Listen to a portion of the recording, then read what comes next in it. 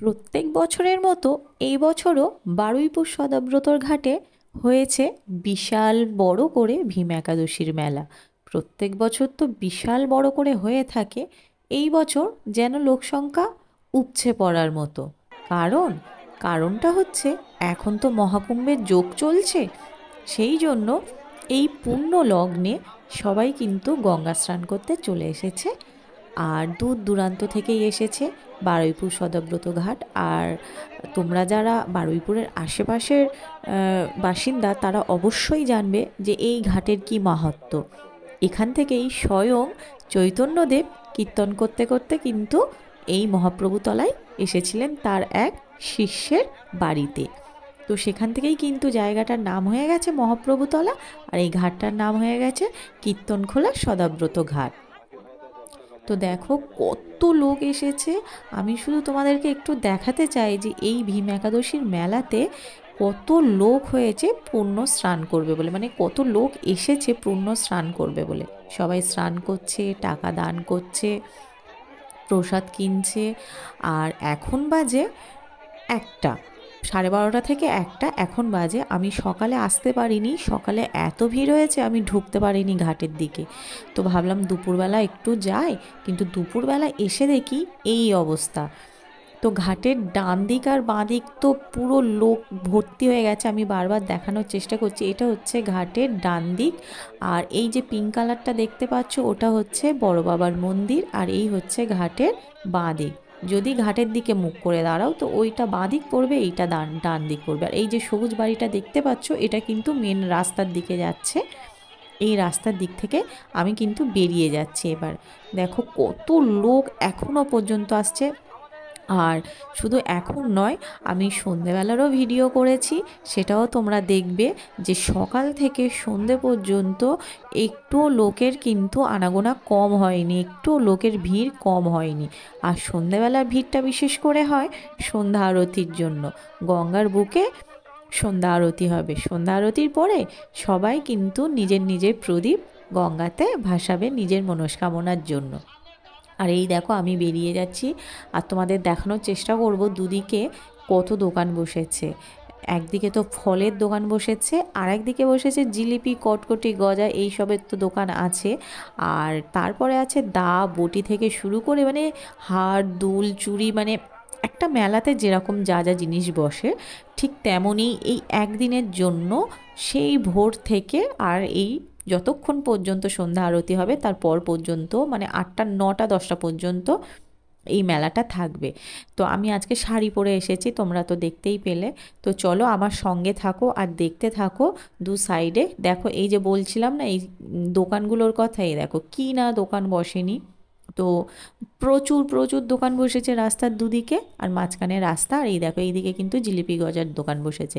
তো তোমরা আমার সঙ্গে থাকো আর দেখতে থাকো বিকালবেলা পরিস্থিতিটা কেমন হয় আর সন্ধ্যা আরতি কেমনভাবে হয়, তোমাদের সবটা দেখাবো।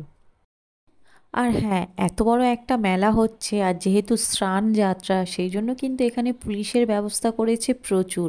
তোমরা নিশ্চয়ই খেয়াল করছো ঘাটের কাছে কিন্তু অনেকগুলো পুলিশ দাঁড়িয়েছিল, আর তাছাড়াও বিভিন্ন জায়গাতেও পুলিশ দাঁড়িয়েছিল, কারণ সুরক্ষার জন্য। আর আমি এখন তো বেরিয়ে যাচ্ছি, আর অনেকটা দুপুর হয়ে গেছে। তো বন্ধুরা এখন কিন্তু সন্ধেবেলা, এখন বাজে সন্ধে 5:30। আর দেখো সন্ধে হয়ে গেছে, আর দোকানগুলো আমি তোমাদেরকে দেখিয়ে দিই। এই সাইডের দোকানগুলো অ্যাকচুয়াল মহাপ্রভু তলার দিকে যেতে অনেকটা দোকান বসেছে। আমি এই দিকটা এলাম, এসে তোমাদের একটু দেখিয়ে দিলাম। এখানে একটু হালকা হালকা দোকান বসেছে, কিন্তু মেন ঘাটের দিকে আর রাস্তার দিকে প্রচুর দোকান বসেছে। তো যাই হোক আমি কিন্তু চলে এসেছি এখন গঙ্গা আরতির কাছে। আর দেখো আমি এতটাই পিছনে দাঁড়িয়েছি যে ভালো করে দেখতেও পাচ্ছি না। তো তোমাদেরকে দেখানোর চেষ্টা করব জুম করে।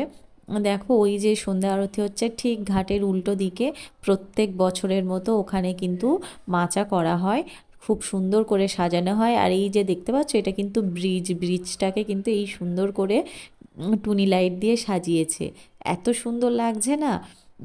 আর একটু পরেই তোমরা দেখতে পাবে যে এই গঙ্গা আরতি দেখার জন্য কত মানুষ ভিড় করেছে। আর তাছাড়াও কিন্তু গঙ্গা আরতি পরে প্রচুর বাজি ফাটানো হয়, প্রচুর বাজি ফাটানোও হয়েছে। তো খুব সুন্দরভাবে গঙ্গা আরতি হচ্ছে। আর একটা ওই যে গঙ্গা আরতির গান আছে না, ওং জয় গঙ্গে মাতা, তো গানটা আমি দিলাম না যেহেতু কপিরাইট আসবে, কিন্তু খুব সুন্দর গানটা হচ্ছে আর এইভাবে কিন্তু গঙ্গা আরতি হচ্ছে।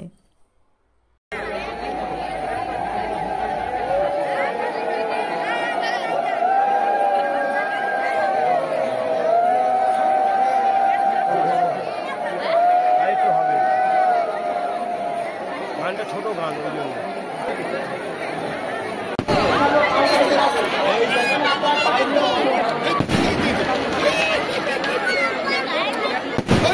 এখন চলছে আমাদের আতশবাজি।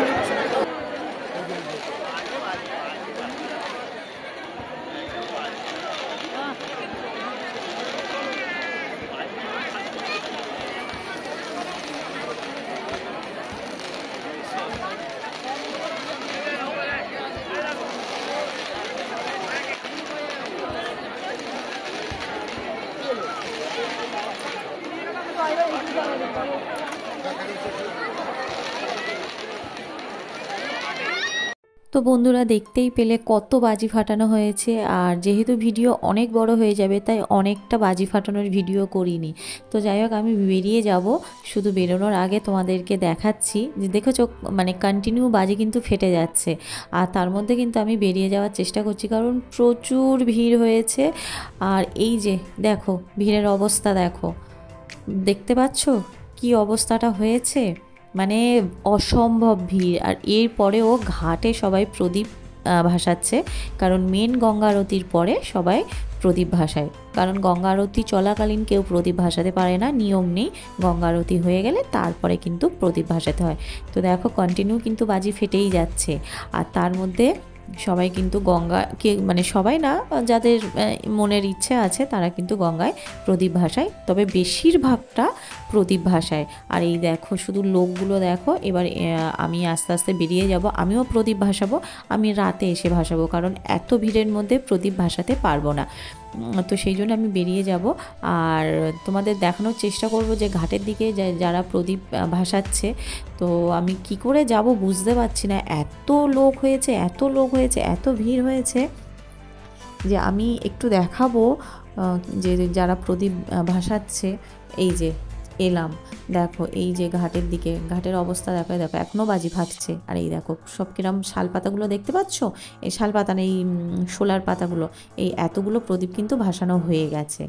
তো যাই হোক বন্ধুরা আমি কিন্তু এবার বেরিয়ে যাচ্ছি, এবার একটু মেলা ঘুরবো, মেলা ঘুরে একটু কেনাকাটি করব, তারপরে বাড়ি যাব। আর তারপরে রাতের দিকে আমি আসব প্রদীপ ভাসাতে। তো বন্ধুরা বারুইপুর সদাব্রত ঘাটের ভীম একাদশীর ভিডিও তোমাদের কেমন লাগলো অবশ্যই কিন্তু কমেন্ট করে জানিও। যদি ভালো লেগে থাকে তো একটা লাইক করে দিও। দেখা হচ্ছে পরের ভিডিওতে, টাটা।